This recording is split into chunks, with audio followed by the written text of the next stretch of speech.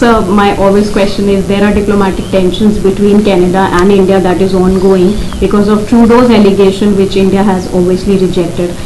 What will you say on that and on India's response, since we know that Sri Lanka has too suffered from various forms of terrorism in the last decade? Yeah, we have always suffered, and some of the terrorists have found safe haven in Canada. Canadian Prime Minister has this way of just coming out with some outrageous allegations without any supporting proof. The same thing they did for Sri Lanka, a terrible total lie about saying that Sri Lanka had a genocide. Everybody knows there was no genocide in this in our country, and we have dealt it in the past. We have categorically rejected those outrageous allegations. So I'm not surprised that sometime Prime Minister Trudeau comes out with outrageous, unsubstantiated allegations. Since you mentioned about his comment on the genocide, we know Canadian High Commissioner in Sri Lanka was summoned. How do you think that statement has affected the relationship between Sri Lanka and Canada, and if you can talk about the wider Indo-Pacific? Yeah, that has actually affected our relationship. People to people, we have good contact. Foreign Ministry has a different take on that. Global Affairs has very clearly said that Sri Lanka did not go through a genocide, whereas the Prime Minister, as a politician, stand up and says that genocide had taken place. That itself is contradictory to each other. That doesn't help. I don't think anyone should poke their nose into the other countries and tell as to how we should govern our country. We love our country more than anyone else. That's why we are in our country.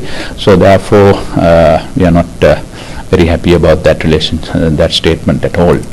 We have to look after our region. We need to work together.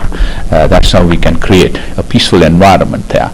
And we should not be dictated by anyone else as to how we should conduct our affairs. Foreign media had given much publicity to the statement made by the Sri Lankan Minister of Foreign Affairs today. Indian media gave wide coverage to this statement that was made. Speaking on the arrival of a Chinese research vessel in Sri Lanka, Minister of Foreign Affairs Ali Sabri said that Sri Lanka has not yet given permission to the Chinese research vessel Xi'an 6 to dock in the country's ports. So there are reports of Chinese research vessel scheduled to be docked in Sri Lanka in October, named as Xi'an 6. If you can tell us something about that, since we know that India in the past has raised concern because of its security, and how does Sri Lanka assures New Delhi that its security interest in the Indian Ocean will be? But we have now come out with the SOP, Standard Operating Procedure. When we were making that, we consulted many of our friends, including India. So as long as that complied with the SOP, we have no problem. But if it doesn't comply with the SOP, we have a problem. We have not given the permission to come to Sri Lanka during the month of October. So there are negotiations going on. But Indian security concerns, which are legitimate, are very, very important for us. We have always told that because we want to keep our region as a zone of peace. However, the Chinese research vessel Xi'an 6 entered the Indian Ocean region on the 19th of September. In addition to that ship, the Yuan 5 Chinese vessel is already in the Indian Ocean region. These two vessels are reported to be engaged in an operation in the exclusive economic zone of India.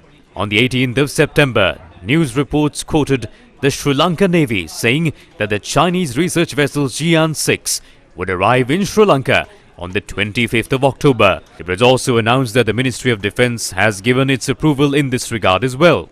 The Sri Lanka Navy said that from the 25th of October, the Chinese research vessel was scheduled to stay in the Sea of Sri Lanka for 17 days for maritime exploration in conjunction with Sri Lanka's Nara Institute. However, according to the Minister of Foreign Affairs, this has not yet been approved.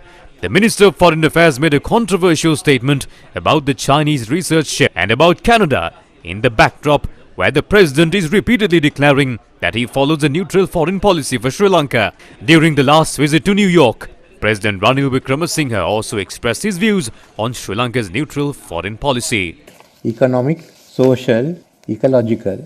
We are prepared to work with any actor, state or non-state actors, who will help us to achieve these objectives. So we are working with the West on one side and we are working with China on the other. So this is basically Sri Lanka and others, the South Pacific islands, are all in the same boat.